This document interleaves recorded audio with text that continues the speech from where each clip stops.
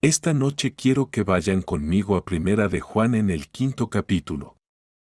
Les escribo estas cosas a ustedes que creen en el nombre del Hijo de Dios para que sepan que tienen vida eterna y para que crean en el nombre del Hijo de Dios. Quiero hablar sobre conocer, estar absolutamente seguros de que conocen a Cristo, porque se escribió para darles seguridad de que sus pecados son perdonados y que van a ir al cielo. El Evangelio de Juan, sin embargo, se escribió para que crean que Jesús es el Cristo, el Hijo de Dios, y crean que tienen vida a través de su nombre. Es decir, el Evangelio de Juan fue escrito para llevarte a Cristo. Y las cartas de Juan fueron escritas para ayudarte a saber cómo vivir la vida cristiana y estar seguro de que conoces a Cristo. Hay muchas personas que van a la iglesia y muchas que fueron bautizadas y muchas que fueron confirmadas en una iglesia, pero no están seguras. No tienen seguridad, no saben con seguridad que Cristo vive en sus corazones. Primera de Juan fue escrita para que sepas que tienes vida eterna. En Primera de Juan 3:23 dice, y este es un mandamiento, que creamos en el nombre del Hijo de Dios. ¿Tú crees? Bueno, tú dirás, sí, creo. ¿En serio, sabes qué significa creer en la Biblia? Lo que la fe es en la Biblia significa que entregas todo tu ser a Cristo. Es la historia que conté la otra noche. La diré de nuevo. Sobre un hombre que vino de Francia y él anunció que iba a poner una cuerda floja sobre el río Niágara en las cataratas y caminaría sobre ella. Una gran multitud se reunió en ambos lados del río, el lado canadiense y el lado estadounidense. Y lo vieron. Y claro, él caminó de ida y vuelta y aplaudieron. Lo hizo 2 o 3 veces y luego tomó un barril y puso unos 90 kilogramos de tierra dentro. Lo rodó de ida y de vuelta. Luego preguntó, ¿cuántos aquí creen que puedo cruzar con un hombre? Y dijeron, sabemos que tú puedes. Y había un hombre en la fila de enfrente que estaba muy entusiasmado. Y él le dijo, Señor, ¿podría meterse al barril y ser el primer hombre? Ese hombre se fue y no lo culpo. Pero verán, eso es la fe. Pones tu peso total en el barril, pones tu peso total en Cristo. Y Cristo es sobre quien tú pones la fe. Quien crea que Cristo es, quien crea que Jesús es el Cristo y es nacido de Dios. La fe es la certeza de lo que se espera, la convicción de las cosas que no se ven.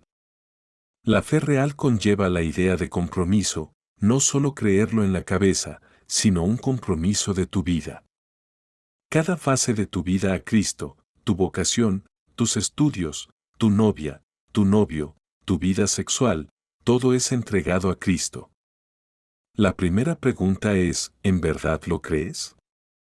¿Ya comprometiste tu vida a Cristo en su totalidad? Arregla eso. La segunda pregunta que examinamos es un cambio de actitud hacia el pecado. Primera de Juan 1:8 y 10 dice, si afirmamos que no tenemos pecado, nos engañamos y no tenemos la verdad. Sí, como cristianos a veces pecamos.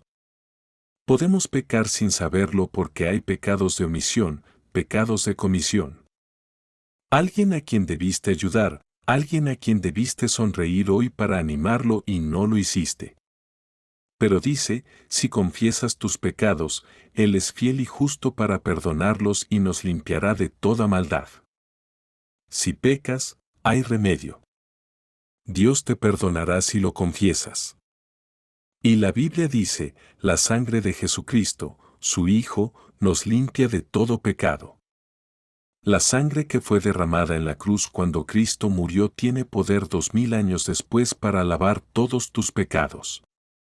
Gracias a Dios que se quedó en la cruz y cuando pusieron esos clavos en sus manos y clavaron sus pies y perforaron su costado, Él se quedó ahí. No se bajó. Él se quedó en la cruz porque te amó. Él te ama esta noche. Quien quiera que seas, lo que hayas hecho, lo malo que hayas sido, Él te ama. Y cuando Él usa ahora después de que llegas a Cristo, ¿cuál debería ser tu actitud hacia el pecado? Primero, si cometiste un pecado, confiésalo de inmediato. En segundo lugar, olvídalo de inmediato con su ayuda. En tercero, busca la justicia y la santidad. Asegúrate de no hacerlo de nuevo. ¿Sabes? Algunas personas pecan y van a Dios a pedirle perdón y luego van y cometen el mismo pecado. Lo cometen una y otra vez. Significa volverte de tu pecado. No vuelves a hacer eso de nuevo.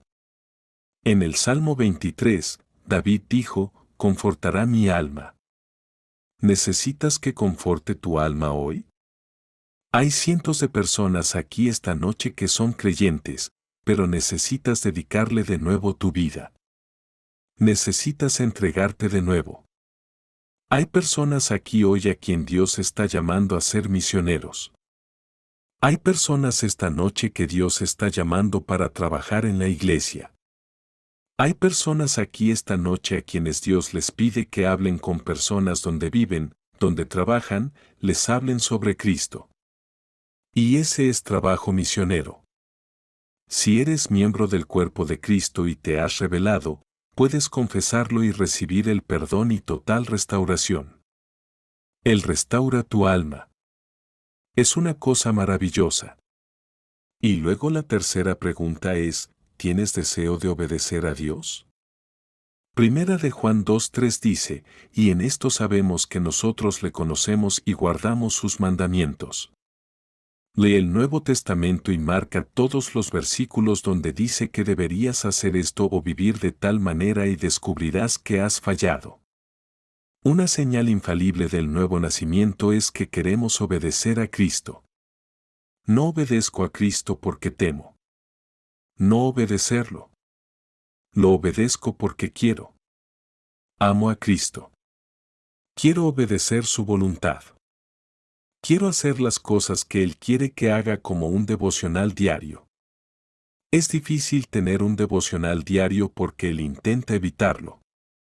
Si abres la Biblia y comienzas a leer, Él te pondrá somnoliento o alguien vendrá de inmediato a hablar contigo o habrá un buen programa de televisión y la tentación es de ver el programa. Y no tienes tiempo de orar, no tienes tiempo para leer la Biblia. Luego, lo cuarto, hay una separación del mundo en Primera de Juan 2. No amen al mundo ni nada de lo que hay en él. Si alguien ama al mundo, no tiene el amor del Padre, porque nada de lo que hay en el mundo, la lujuria de la carne, la codicia de los ojos y la arrogancia de la vida, proviene del Padre, sino del mundo. Y si amas al mundo más de lo que amas a Cristo, no estás en el reino de Dios. ¿Cuántos de nosotros esta noche amamos el mundo? A lo llaman el Dios de este mundo. Lo llaman príncipe del poder del aire. Tiene tremendo poder. Hay muchos demonios en el mundo y esos demonios trabajan con él para destruir la vida cristiana.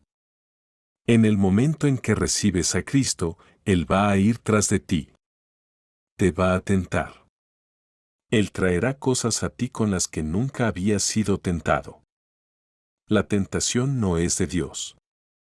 La tentación viene de Él. ¿Y cómo repeles al? Él tentó a Jesús. Él fue con Jesús en un tiempo en el que Jesús no había comido ni había bebido nada por 40 días y 40 noches en el desierto. Y Él tentó a Jesús 3 veces y eran tentaciones reales. ¿Cómo Jesús lo combatió? No discutió, no debatió, no usó su poder sobrenatural, solo citó las Escrituras. Cada vez que Satanás llegó con su tentación, Jesús citó un pasaje del Antiguo Testamento, un versículo, y por eso es muy importante memorizar todas las Escrituras que puedas. He llegado a la edad donde es difícil memorizar las Escrituras. Desearía haber memorizado 10,000 veces más que las que memoricé de joven. Mientras estás joven, mientras estás en la escuela, después de salir de la escuela, esos primeros años puedes retener las Escrituras. Si tomas un versículo y lo memorizas, se quedará contigo toda tu vida. Si tú lo repites semana tras semana y semana tras semana, es tuyo de por vida. Y cuando Él venga con la tentación, estarás ahí con la espada, porque las Escrituras son la espada del Espíritu. Solo citó las Escrituras. Cada vez que Satanás llegó con su tentación, Jesús citó un pasaje del Antiguo Testamento, un versículo. Y por eso es muy importante memorizar todas las Escrituras que puedas. He llegado a la edad donde es difícil memorizar las Escrituras. Desearía haber memorizado 10,000 veces más que las que memoricé de joven.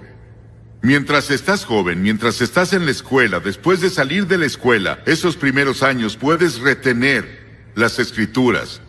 Si tomas un versículo y lo memorizas, se quedará contigo toda tu vida. Si tú lo repites semana tras semana y semana tras semana, es tuyo de por vida. Y cuando el diablo venga con la tentación, estarás ahí con la espada. Porque las Escrituras son la espada del Espíritu. Y esa es tu armadura que usas para luchar contra Satanás cuando viene. ¿Estás separado del mundo? Las Escrituras dicen, y el mundo pasará con sus malos deseos, pero el que hace la voluntad de Dios permanece para siempre. Y sabes, cuando yo enfrento una situación, debo ver este programa de televisión, debo ver esa película, debo hacer esta cosa en particular que está en el mundo, y hay duda en mi mente de si debo hacerlo o no. Hay ciertas preguntas que puedes hacerte. Primero, me pregunto, ¿viola algún principio de las Escrituras? ¿Lo que estoy a punto de hacer viola algún principio de las Escrituras? En segunda, ¿le quita la agudeza a mi vida cristiana? ¿No ansío a Dios después de ver eso, como antes de que lo viera? En tercera, ¿puedo pedirle a Dios que lo bendiga? Y luego me hago la cuarta pregunta. ¿Es una piedra de tropiezo para otros? Si alguien más que es creyente me viera haciendo eso, diciendo eso, perdiendo el control, lo que sea, ¿voy a ser una piedra de tropiezo para ellos? Y la quinta pregunta que me hago: ¿amo a los cristianos de todas las denominaciones? ¿Amo a otras personas? ¿Amo al pobre lo suficiente para hacer algo para ayudarlos en su pobreza? ¿Amo a las personas en mi vecindario que tienen un color de piel diferente? ¿En serio los amo? ¿O solo los soporto? Solo es una actuación que represento. ¿Mi amor para otras personas es real, sin importar cuál sea su trasfondo? Las Escrituras dicen, nosotros sabemos que hemos pasado de la muerte a la vida porque amamos. El que no ama a su hermano permanece en la muerte. Muchos hijos de Dios que no andan con Cristo piensan que otras cosas son más atractivas que andar con Cristo y hacernos preguntas así. ¿Cómo podemos vivir en la presente sociedad y estar separados del mundo que el diablo dirige? ¿Cómo podemos? Solo con la ayuda de Cristo. Y la sexta cosa: si en realidad conoces a Cristo, no practicas el pecado. Primera de Juan 5:18. Sabemos que el que ha nacido de Dios no está en pecado. Aquel que nació de Dios lo protege y el maligno no llega a tocarlo. El diablo no puede tocarlo. Dirás, pero dice el que no peca. Esa palabra significa que no practiques el pecado.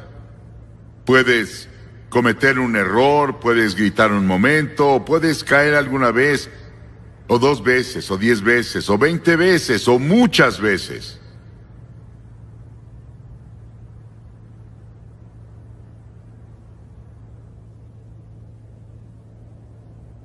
Pero no practiques el pecado.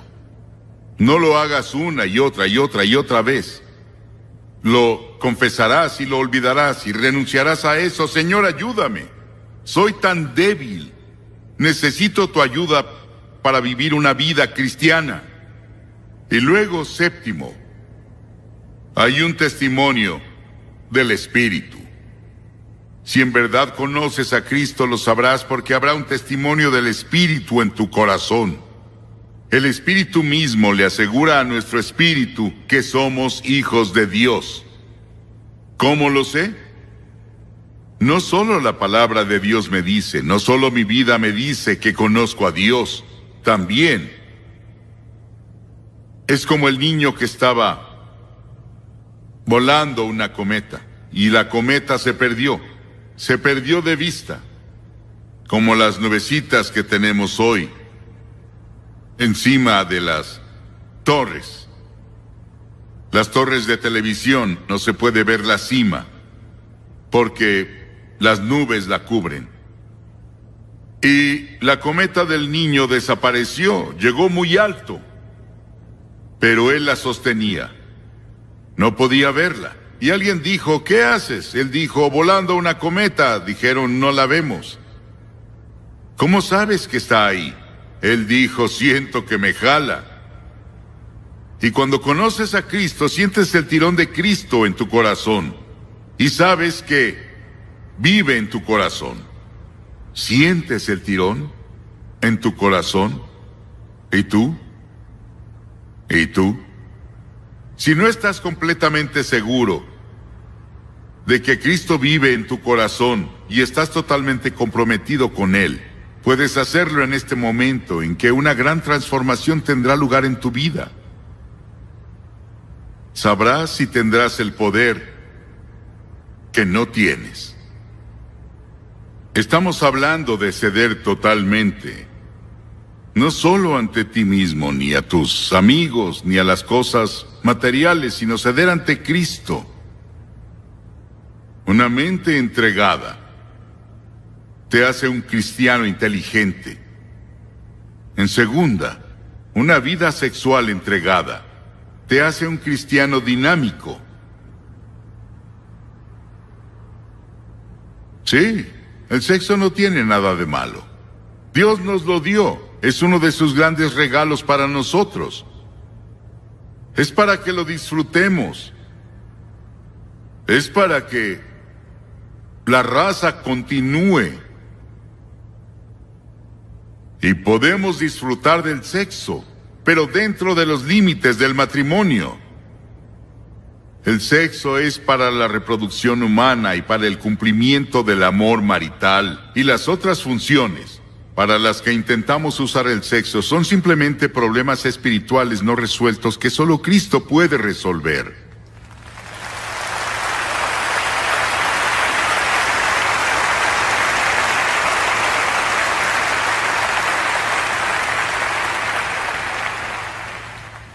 Y luego un cuerpo entregado hace que seas un cristiano útil. En Romanos 6 dice, de la misma manera también ustedes considérense muertos al pecado, pero vivos para Dios en Cristo Jesús. Por lo tanto, no permitan ustedes que el pecado reine en su cuerpo mortal. No dejen que los controle, ni obedezcan a sus malos deseos. No ofrezcan su cuerpo al pecado como instrumentos de justicia. Al contrario, ofrézcanse más bien a Dios como quienes han vuelto de la muerte a la vida, presentando su cuerpo como instrumentos de justicia. Les ruego, hermanos, por la misericordia de Dios, que ofrezcan su cuerpo como sacrificio vivo, agradable a Dios. Nuestros cuerpos le pertenecen a Dios. Nuestro cuerpo es el templo del Espíritu Santo. Ahora, un corazón entregado hace un cristiano devoto. La Asociación Americana de Cardiología dice que el 27% están enfermos del corazón.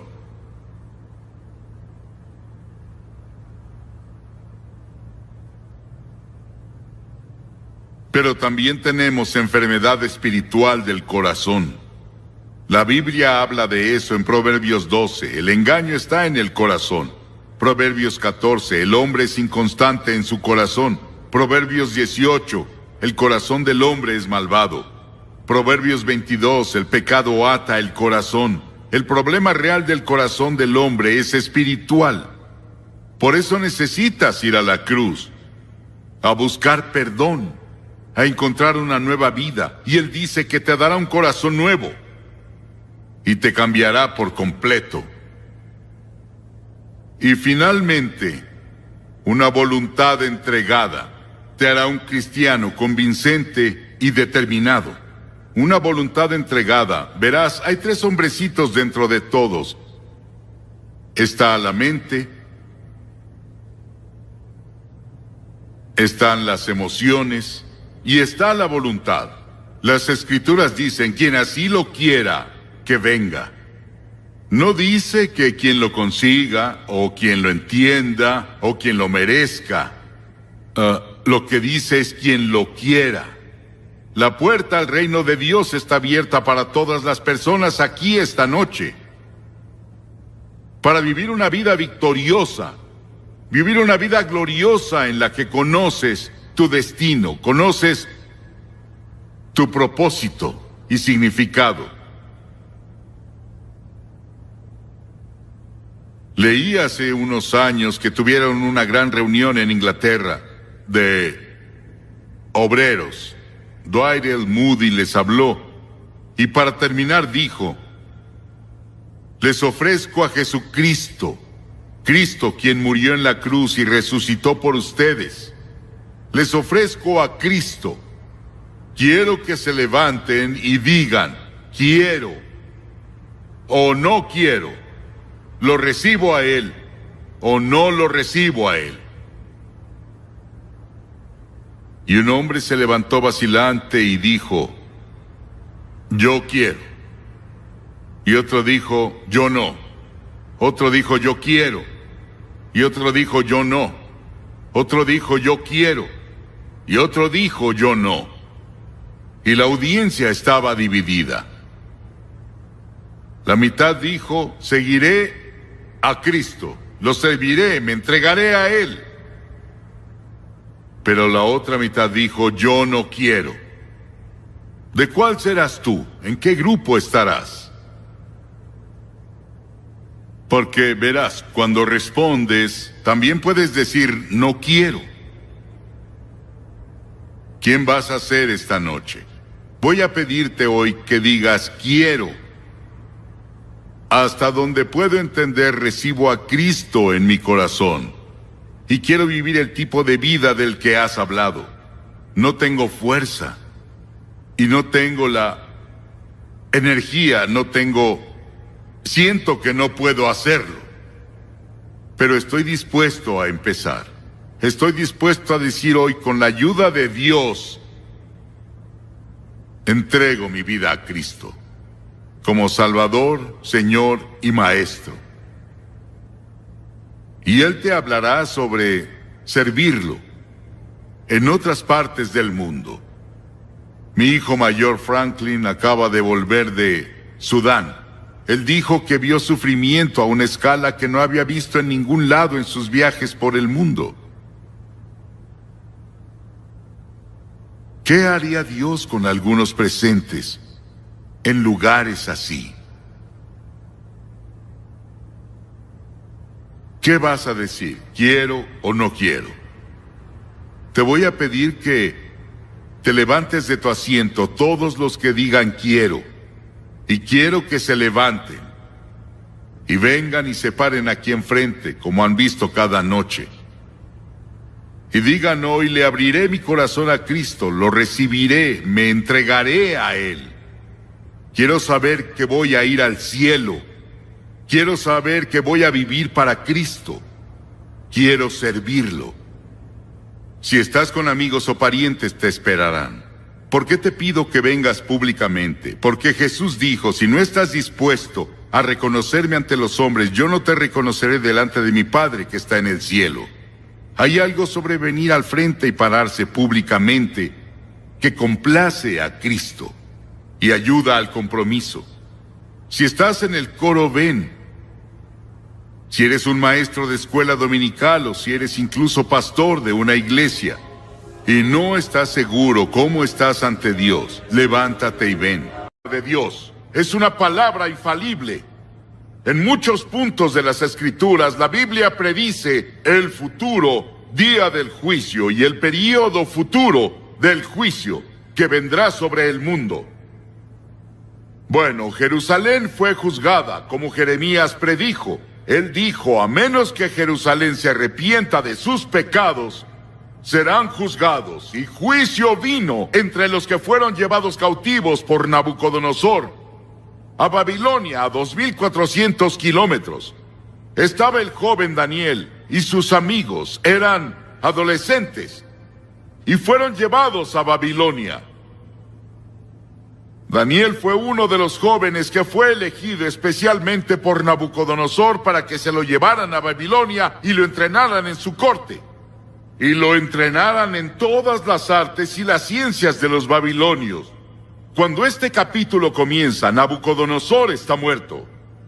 Daniel fue su amigo y profeta, y primer ministro de Nabucodonosor, el gran rey. Pero ahora había sido más o menos olvidado, porque un joven estaba ahora en el trono llamado Belsasar, quien era nieto de Nabucodonosor, el gran rey. Babilonia en ese tiempo era el imperio más grande del mundo, era el más poderoso del mundo, era la nación más rica del mundo.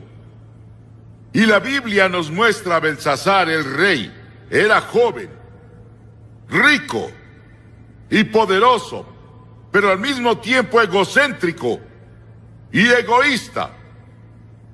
Y la Biblia enseña que Dios odia el orgullo. Y Jesús diría años más tarde, en Mateo 23, el que se enaltece a sí mismo será humillado. Si intentas decir lo grandioso que eres y dejas a Dios fuera, si actúas como si pudieras resolver tus problemas y arreglar tu vida sin la ayuda de Dios, Dios te dice, te voy a derribar.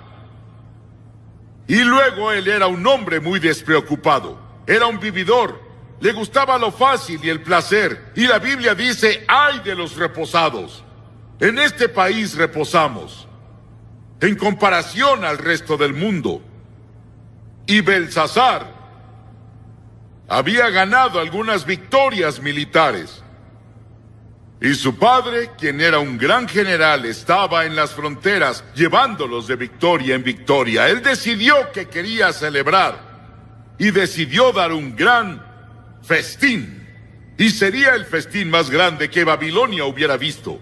Babilonia con todo su glamour, Babilonia con toda su riqueza, Babilonia con todo lo que tenía. Él dijo, tendremos el mejor festín de la historia del mundo. Y ordenó a los mejores bailarines, los mejores vinos, la mejor comida. Y envió una invitación a 1000 de sus nobles, de todo el imperio, a la fiesta. Y en sus carretas con joyas se presentaron. Y esa noche, mientras celebraban, bailaban y bebían, en los jardines colgantes que Nabucodonosor había construido para su esposa Median, una de las 7 maravillas del mundo, Belsasar se intoxicó. Ahí estaba, rey de un imperio, dando un banquete, el centro de toda la atención, bailando toda la noche. Pero la Biblia dice, no se engañen, Dios no es burlado. Pues todo lo que el hombre siembre, eso segará. Belsasar, cuidado. El juicio ya viene. Llegaste muy lejos. Hay un punto donde la paciencia de Dios se agota. Hay una línea entre las naciones y entre los individuos y las familias y las comunidades. Job dijo, Los que harán iniquidad y siembran injuria, esos ciegan. Sigue arando iniquidad, sigue sembrando injuria. Un día lo cosecharás. Oseas dijo, porque sembraron viento y torbellino segarán. Jeremías dijo, sembraron trigo y segaron espinos. Y en medio de ese banquete, Belsasar danzó con una hermosa chica sensual. Y de pronto, todo se quedó en silencio. Podrías escuchar la caída de un alfiler. Su cara se puso blanca. La Biblia dice que comenzó a temblar, porque sobre la pared, una mano sin brazo comenzó a escribir. Y todos se sentaron ahí temblando, preguntándose qué era, qué cosa extraña era. Y Belsasar intentó leerlo. No pudo leer el mensaje. Y dijo, llamemos a los astrólogos y a los adivinos de los caldeos. Llamen a los magos, llamen a todas las personas que sepan leer este tipo de cosas. Y ellos fueron. No pudieron leerlo. Belsasar estaba más temeroso. La escritura se volvía más clara cada vez y más brillante. Las personas tenían miedo. Y su madre escuchó sobre eso y su madre resultó que no estaba en la fiesta. Pero ella fue. Y dijo, hijo, ¿qué es eso que oigo de una extraña escritura? Él apuntó a la pared. Y ella dijo, conozco a un hombre que puede leer eso. Su nombre es Daniel. Él es un gran profeta. Ayudó a tu abuelo a interpretar sueños. Él fue primer ministro de tu abuelo. Ha vivido en un retiro a medias. Tal vez no lo conoces. Daniel no estaba en la fiesta, pero enviaron por él. Y él se presentó y Belsasar dijo, Daniel, ¿ves esa escritura? Si lees esa escritura te volveré el tercero al mando en el imperio. Pondré una cadena de oro de autoridad en tu cuello y te pondré vestidos reales y serás miembro de la familia real, a mi lado. Daniel vio la escritura y la reconoció de inmediato. Era la escritura de su padre. Era la escritura de Dios Padre. Y él había estudiado a Dios y vivido con Dios todos esos años y sabía que era la escritura de Dios. Dijo Belsasar, puedo leer la escritura, pero guárdate tus regalos, no los quiero. Dale tus regalos a alguien más. Verás, Belsasar, oh rey, te has levantado contra el Señor del cielo y han traído las vasijas del Dios Santo a tu casa y tú y tus nobles y sus esposas y sus concubinas han bebido vino en ellos y Dios está ofendido. Y diste alabanza a los dioses de oro y plata y cobre y hierro y madera y piedra. Ellos no ven, no oyen y no saben. Y el Dios en cuya mano está tu vida y dueño de tus caminos, nunca le honraste. Sí, Belsasar, lo leeré. Dios le había dado a Belsasar todo lo que tenía, incluso la habilidad de reír. Su comida, su bebida, su poder, sus riquezas, todo venía de Dios, pero no había agradecido al Señor. Daniel dijo, muy bien, esta es la escritura. Mene, Tekel, Uparsin. Esta es la interpretación. Mene, contó Dios tu reino y le ha puesto fin. Belsasar es tu fin. Has pasado tu último día en esta tierra. Tekel, te pesaron en la balanza de Dios y te faltó. Pérez, tu reino ha sido dividido y dado a los medas y a los persas. Y estando en el banquete, sin saberlo, los babilonios El gran río Éufrates había sido cambiado de curso y el ejército medo-persa pasó sobre un río seco. Y esa noche, Babilonia cayó ante los medos y persas. Belsasar fue asesinado. Daniel permaneció y se volvió el primer ministro en el siguiente imperio. Ambos imperios lo respetaban por su sabiduría y su fe y su propósito y su devoción. Dios escribe en el muro de la nación esta noche. La palabra mene también significa recordado. Dios hace memoria. Dios hace memoria de nuestros pecados. Dios ve nuestra pornografía. Él ve nuestras películas obscenas y Él ve las nuevas películas que van a salir burlándose de Jesucristo. Él ve nuestras mentiras, engaños y corrupción. Y va por toda la sociedad. Él lo ve todo. Y las Escrituras dicen, sepan que sus pecados los alcanzarán. Y hace memoria de algo más. No es muy tarde. Dios se recuerda de olvidarse. Y cuando cualquier grupo de personas o nación se arrepienten de sus pecados y regresan al Señor, Él perdona sus pecados y sana la tierra. Es la promesa del Señor. En segunda, dice, pesado fuiste en la balanza y fuiste hallado falto. Las Escrituras dicen, tú pesas el camino del justo. El Señor dice, las acciones yo las peso, todos los caminos del hombre son limpios a sus ojos, pero el Señor pesa a los espíritus. La nación, el mundo esta noche son pesados. Tú eres pesado en la balanza de Dios. Nuestros pecados son grandes a los ojos del Señor y hemos sido pesados en su balanza. Muchos líderes pensadores creen que la Escritura sigue en la pared y el juicio ya comenzó a pasar. Pero Dios nos pesa como individuos. ¿Por qué nos va a pesar? ¿Qué está del otro lado de la balanza? Verás, hay balanzas. Aquí estás tú y aquí está con lo que Dios te pesa. Primero, Él te pesa por los 10 mandamientos. ¿Cómo estás con los 10 mandamientos? No tendrás otros dioses delante de mí. No tomarás el nombre del Señor tu Dios en vano. No cometerás adulterio. No robarás. No mentirás. No matarás.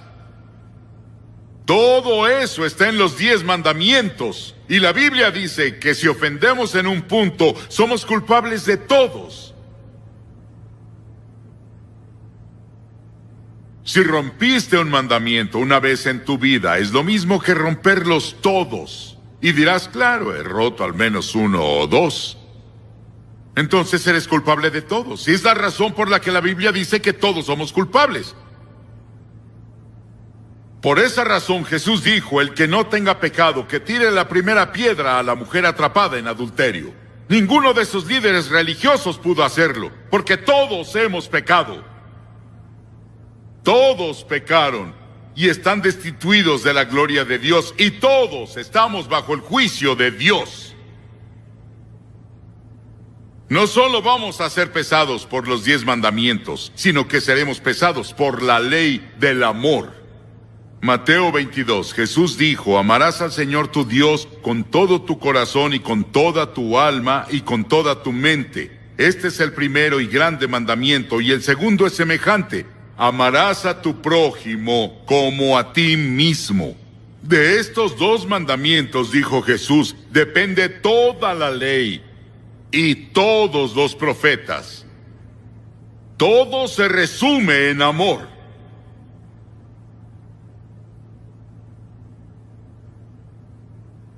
¿Amas al Señor tu Dios con todo tu corazón, con toda tu mente, con toda tu alma? ¿Y amas a tu prójimo Tu prójimo es cualquiera con una necesidad. Jesús nos enseñó en la parábola del buen samaritano. Cualquiera que necesite ama a ese prójimo, como te amas a ti. Es lo que Jesús dijo. Vamos a ser pesados por esa ley. En tercera, vamos a ser pesados por la persona de Jesucristo. La Biblia dice en el Salmo 89, porque ¿quién en los cielos se comparará al Señor? ¿Quién entre los hijos de los aposentados será semejante al Señor? Isaías dice, ¿a qué tendrán como igual a mí? Y me harán igual, o semejante, o me compararán, para ser como yo. Dios dice, sé santo, porque yo soy santo. Si no sabes, Jesucristo fue el único hombre justo y el único hombre santo que ha vivido. Llamamos a algunos en India hombres santos. Pero Jesús fue el único santo de verdad en la historia. Y si no vivimos como Jesús, vivimos también como Jesús, vamos a quedar cortos en los requerimientos de Dios. Y sus expectativas dirás, Billy, ¿quién en el mundo puede vivir como Jesús? Ninguna persona. Por eso es que todos debemos decir, soy pecador. Dios va a pesarnos con Cristo. Él va a pesarnos con los 10 mandamientos. Él va a pesarnos por la ley del amor. Pero también va a pesarte por tus obras. Esos pecados de omisión de los que no estabas consciente. En Mateo 25 Jesús nos recuerda, tuve hambre y no me diste de comer. Tuve sed y no me diste de beber. Fui forastero y no me acogiste. Estuve desnudo y no me cubriste. Estuve enfermo y en prisión y no viniste a verme. Pero las personas decían, Señor, ¿dónde te vimos desnudo y enfermo y en prisión y sediento? Él les contestó así. Así como no lo hicieron con el más pequeño de ellos, no me lo hicieron a mí. Eso incluye a todas las personas de esta área. No hemos cumplido, y luego Jesús pronunció juicio. Dijo, los que son culpables del pecado de omisión deben ir al castigo eterno, pero los justos a la vida eterna. Dirás, Billy, me siento devastado. ¿Cómo podrá alguno pasar? No podemos. Jesús dijo en Apocalipsis 3, yo conozco sus obras, no eres frío ni caliente. Ojalá fueses frío o caliente. Pero por cuanto eres tibio, te vomitaré de mi boca, él dijo. Escucha, habrá muchas personas que no entrarán al cielo que tú crees que van allá. Y luego lo quinto, él va a pesarnos por nuestras oportunidades. Por nuestras oportunidades. A quien mucho se le da, mucho se le exige, dijo. Piensen en vivir en Estados Unidos, con todas sus ventajas. Una iglesia en casi cada esquina, una Biblia en casi todos los cuartos de hotel, millones de Biblias disponibles, el Evangelio en radio y televisión. Piensen en vivir aquí. Él va a juzgarnos por las oportunidades que tenemos. Piensen en la literatura cristiana que está disponible en librerías. Y no lo aprovechamos.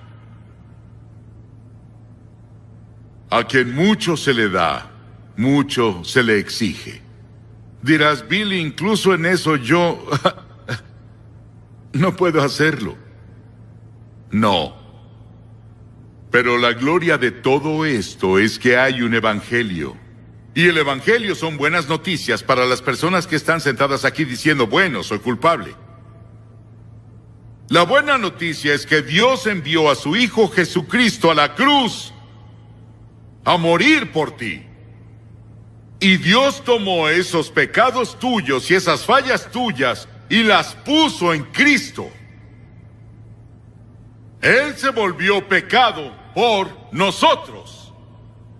Él dijo: el justo y el íntegro irán al cielo. ¿Cómo voy a llegar a la justicia y la integridad por mí mismo cuando no tengo nada? Soy un pecador. No peso suficiente para ir al cielo. Pero en la cruz, Cristo proveyó justicia para mí. Él proveyó justicia para mí que yo no tengo. Soy aceptado esta noche por Dios. No porque haya sido bueno, o porque haya leído la Biblia, o porque haya predicado a multitudes de personas. Soy aceptado por Cristo. Soy aceptado en el amado por Él. Y ese es tu privilegio en este momento. Puedes apropiarte de lo que Cristo hizo en la cruz por ti ahora e irte de aquí con peso suficiente para ir al cielo, pesar suficiente para que tus pecados sean perdonados, pesar suficiente para vivir una nueva vida. Pesado has sido en la balanza de Dios y fuiste hallado falto. ¿Aún te falta? La última palabra aquí es Upharsin, dividida. El reino está dividido. Dios dijo: Belsasar, te quitaré el reino de las manos. Estás acabado. El juicio llegó a ti y es muy tarde. Dios te dirá eso a ti. El juicio ha venido, es muy tarde. Conozco a personas que saben eso y lo aceptan y creen eso y simplemente bajan bailando al infierno. Son como el ratón que fue atrapado y sigue olfateando el queso después de ser atrapado. Sigues probando la carnada del diablo y ya estás muerto en cuanto concierne a la eternidad. Creo que esta cruzada se hizo en el tiempo justo, en la providencia de Dios, en el momento justo, en la historia de muchas de sus vidas. Las personas han orado por ti. Personas han trabajado. Personas han dado para hacer lo posible. Y ahora es tu momento con Dios de recibirlo en tu corazón y asegurarte que pesa suficiente. No, yo no estaré en el juicio. Pero no hay juicio para los que están en Cristo Jesús. No te veré ahí.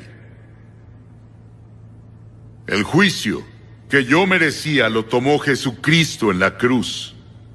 Y acepté lo que Él hizo, aunque parecía tonto y parecía algo ridículo. Para mí, cuando vine al frente esa noche y le dije sí a Cristo Jesús en frente de todos ustedes, lo hice. Voy a pedirte en un momento que te levantes de tu asiento y vengas al frente de esta plataforma y al venir digas: quiero a Cristo en mi corazón. Después de que vengas, voy a decirte unas palabras, haré una oración contigo y te daré literatura. Puedes volver luego con tus amigos, pero no dejes pasar esta tarde hasta que le digas sí a Jesucristo. Porque verás, tal vez no haya otro momento como este. Este podría ser el último momento que tengas, y ahora es el momento. Levántate y ven. Son cientos de personas que han venido esta semana, incluso miles. Ven a unírteles. Y di hoy: quiero que Cristo perdone mis pecados. Ahora esta noche quiero que vayan conmigo a Primer Libro de Reyes, el capítulo 18. El Primer Libro de Reyes, el capítulo 18 en el Antiguo Testamento. Primero de Reyes 18. Y esta es una historia muy dramática en toda la Biblia. 18:21. ¿Hasta cuándo vacilaréis entre dos opiniones? Si Jehová es Dios, seguidlo. Pero si Baal es Dios, seguidlo. Y el pueblo no respondió ni una palabra. Elías es el personaje más notable para mí en todo el Antiguo Testamento. Me gusta leer sobre él. Es mencionado 30 veces en el Nuevo Testamento, y cuando Jesucristo fue al monte de la transfiguración, había dos hombres que estaban allí con él, Elías y Moisés. Entonces sabemos que cientos de años después de que Elías murió o fue llevado al cielo, sabemos que regresó. Y sabemos que vivía y hablaba, porque estaba en el monte de la transfiguración. Pero aquí está la historia de su vida, y él aparece repentinamente en el momento más oscuro de la historia de Israel. Nunca la nación había caído tan bajo moral, espiritual, militar y económicamente como lo estaba en ese momento. La nación estaba luchando por su propia existencia, y de la nada surgió este áspero, fuerte, escarpado, violento, de pelo largo y bronceado, hijo del desierto, Elías. De repente anunció al pueblo: Elías está aquí. Y el rey tembló, y su trono, porque Elías vino en el poder y la unción del Espíritu de Dios. Solía decirse que María, la reina de Escocia, tenía más poder en sus oraciones que un predicador. Ella tenía más poder que todos los ejércitos de Inglaterra. Un hombre de Dios constituye una mayoría en cualquier lugar. Un hombre de Dios. Elías fue un poderoso profeta del Señor. Y lo que había sucedido en Israel es que Israel descendió rápidamente, porque un hombre muy malvado había subido al trono. Su nombre era Acab. Y la Biblia dice que hizo más maldad que cualquier otro rey que lo haya precedido. Y luego hizo otra cosa. Se casó con una mujer de una de las naciones paganas que estaba en contra de la antigua ley de Israel. Se casó con Jezabel, y ella adoró a Baal. Ella no creía en Dios. Ella no creía en el Dios del antiguo Israel. Ella no creía en el Dios de Moisés. Ella no creía en el Dios de Abraham. Ella creía en Baal. Y Baal era una de las peores formas de adoración de la que hayamos conocido. Lleno de sensualidad, violencia, sexo, sacrificios humanos y todo lo demás. Esto es algo muy interesante, que en una época en la que la gente se aparta del verdadero Dios, muchas veces se encontrarán y se unirán al sexo, la violencia. Se unirán a su religión pagana. Estamos viendo esos indicios en Estados Unidos. El surgimiento de la oración a Satanás y el ocultismo. El énfasis en el sexo. El énfasis en la violencia. Pónganlos juntos y tendrán algo que la Biblia dice que Dios aborrece y Dios juzgará. La ira de Dios caerá sobre ese pueblo. Esa era la situación cuando Elías apareció en escena. Y lo primero que hizo Elías fue protestar. Excepto que Elías estaba casi solo, pensó que estaba solo. Pero Dios había dicho que tenía 7,000 que no habían doblado sus rodillas a Baal. Elías dijo al rey: está bien, esto es lo que quiero que hagas. Quiero que reúnas a todos los profetas de Baal. Quiero que reúnas a todos los idólatras que dirigen la idolatría en este país. Quiero que los reúnas en el Monte Carmelo, que mira hacia el mar Mediterráneo. Y subiré allá. Y dejaremos que todo el pueblo venga y mire. Y tendremos un concurso. Debatiremos públicamente contra los 400 profetas de Baal. Y dejaré que el pueblo decida quién es Dios. Y el rey dijo: está bien. Entonces todo el pueblo se reunió. Miles de personas se reunieron en el Monte Carmelo y los 400 profetas de Baal. Y Elías estaba de pie solo ante Dios. Y era un solo hombre, un profeta solitario parado allí solo. Y él dijo, esto es lo que quiero que hagas. Quiero que consigas 2 toros. Construye 2 altares. Invoca a tu Dios Baal. Yo invocaré a mi Dios, el Dios vivo y verdadero, y veremos quién responde con fuego. Ellos dijeron, está bien. Entonces construyeron su altar, cortaron su novillo, lo pusieron en el altar. Miles de personas miraban y luego comenzaron a invocar a Baal.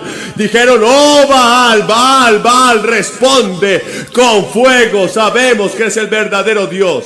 Y nada pasó. Elías se quedó allí y se rió de ellos. Y esa es una de las cosas más graciosas de toda la Biblia. Elías dijo, adelante, griten, tal vez su Dios está de viaje.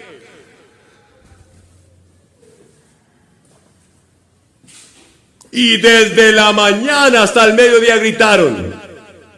Pero nada pasó, gritaron, lloraron, rezaron, se cortaron, chorrearon sangre por todos lados, tratando de hacer que Baal respondiera. Pero por supuesto Baal no respondió.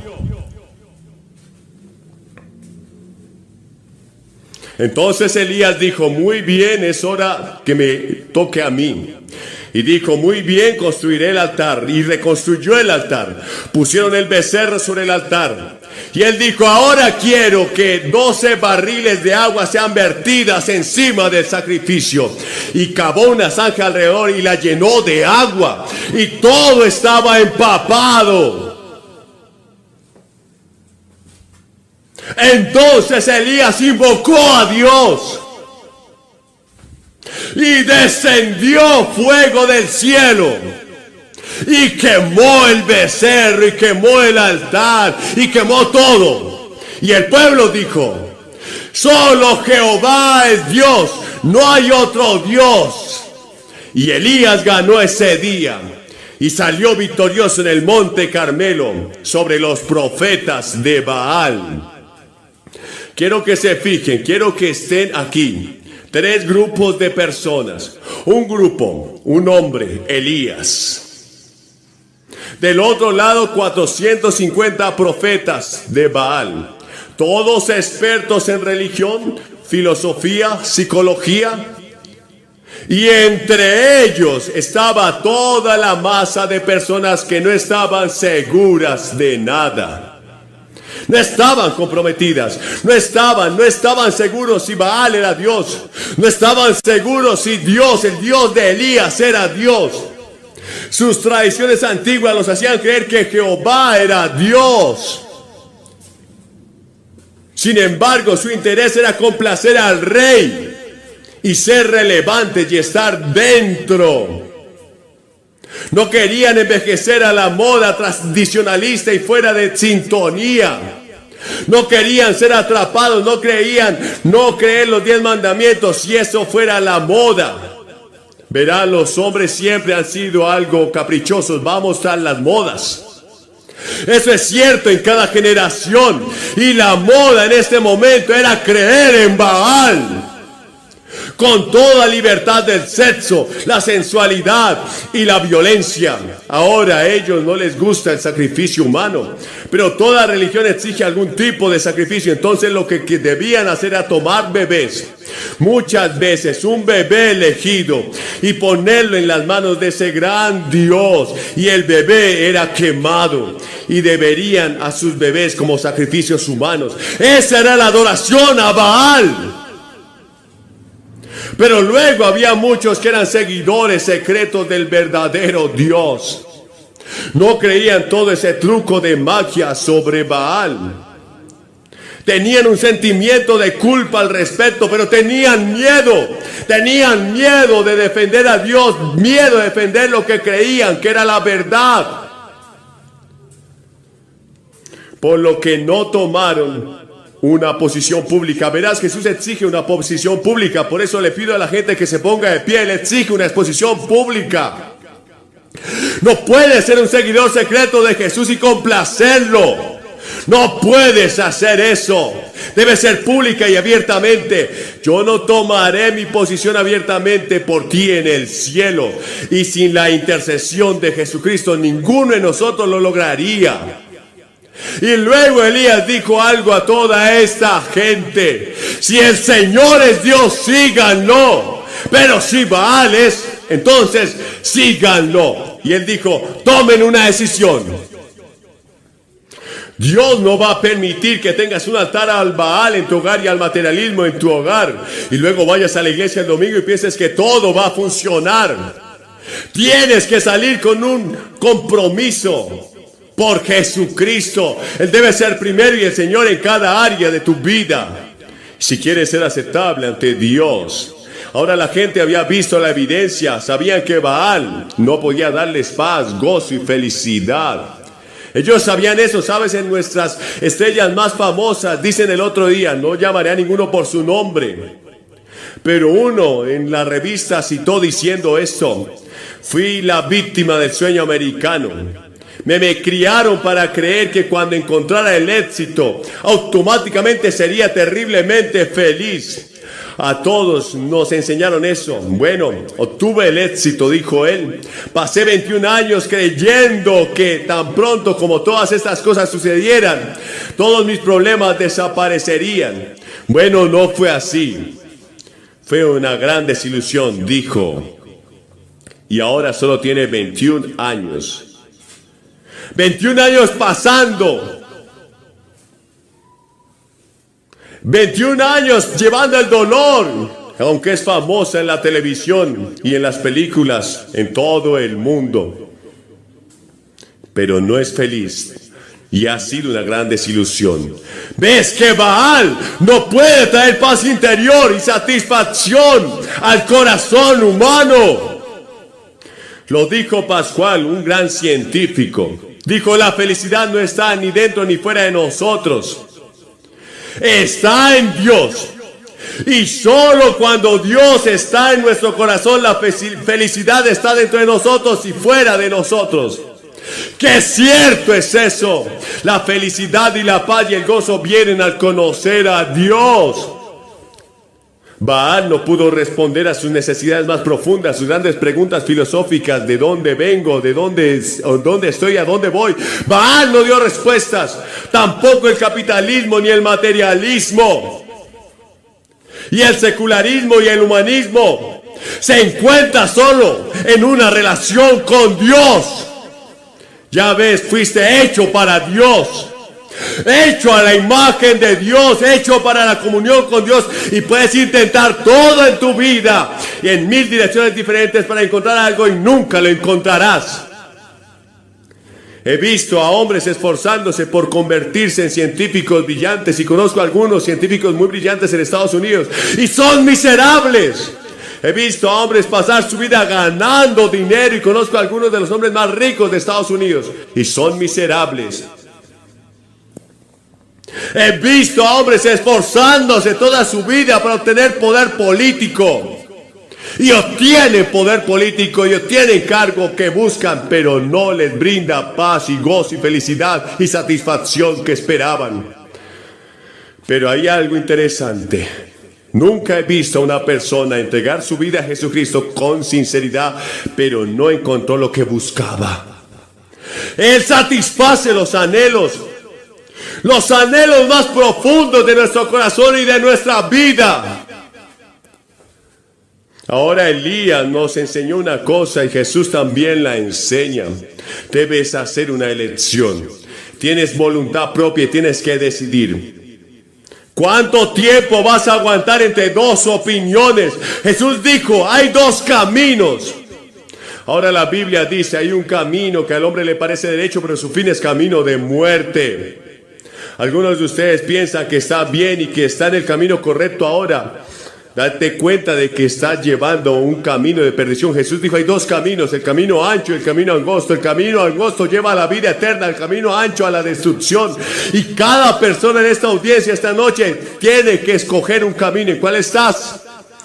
Dice que hay dos maestros. Dice que no puedes servir a Dios y a las riquezas, o amarás al uno y odiarás al otro. No puedes hacerlo, debes elegir. Dice que hay dos padres. ¿Sabes que la Biblia enseña la paternidad de Dios en la humanidad del hombre? No en el sentido en que muchas personas lo enseñan. No. Por creación Él es nuestro Padre. Por creación todos somos miembros de la misma raza humana. Y es por eso que debemos amarnos unos a otros sin importar de qué raza seas. Todos somos hermanos en ese sentido. Pero espiritualmente hablando, no somos todos del mismo Padre y todos de la misma sangre. Solo hay dos grupos: los que se pierden y los que se salvan, los del camino ancho y los del camino angosto. Debes estar en uno en el otro. Hay dos destinos: el cielo o el infierno. Sé que hoy en día no es popular creer en el infierno.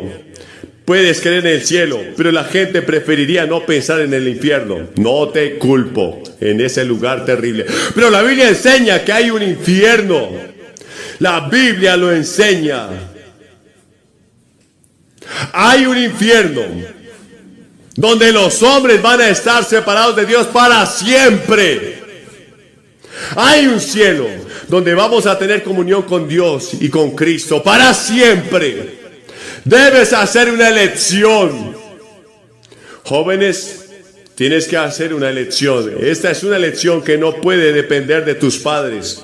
No puede depender de nadie más. Debes hacerlo por ti mismo. Y muchos de ustedes, padres, han hecho lo mejor que han podido con sus hijos. Han orado por ellos, los han amado. Pero llega el momento en que ellos tienen que hacer su elección acerca de Jesucristo. Tienen que decidir por sí mismos. En la arena solitaria de sus propios corazones. La batalla más grande que jamás se haya peleado es